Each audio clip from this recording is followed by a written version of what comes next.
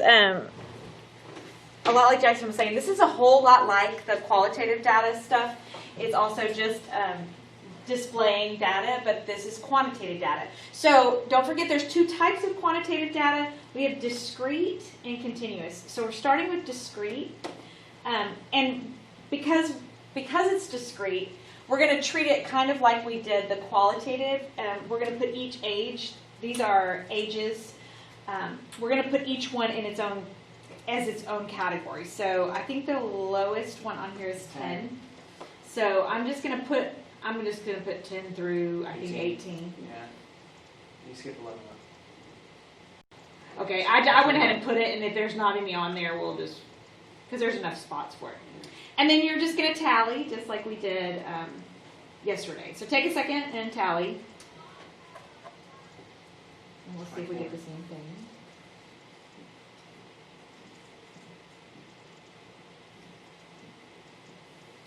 Okay. This is what I got. 1, 3, 4, 7, 5, 2, 1, 1.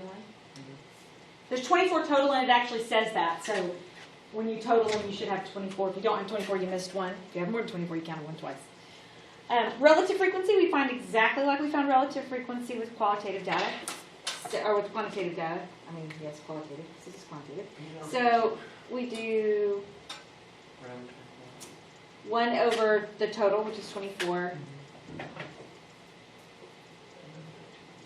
Again, you can write them as fractions and as decimals. That is a decimal.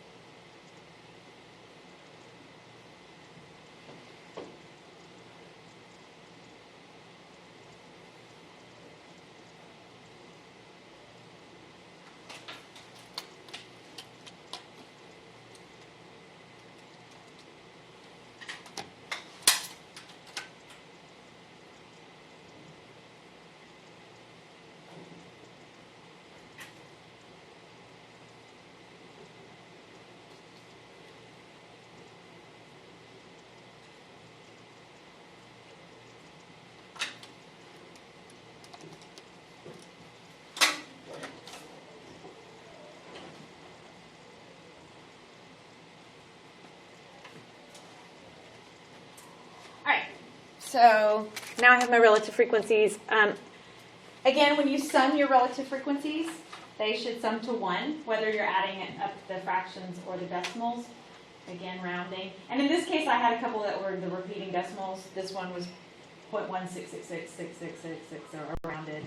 And then this one was 0.0416666666, so I rounded. So rounding wise, because I'm rounding, you might be a little bit off if you were to sum them. But it's close enough. All right, it tells us to draw a histogram of the frequency.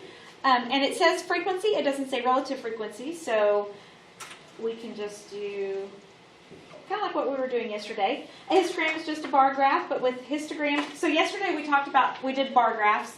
A Pareto graph is a bar graph. Bars don't touch. A histogram, the bars have to touch. That's what makes it a histogram versus just a regular old bar graph. In this case, because of that, let's see, what's my highest? 7.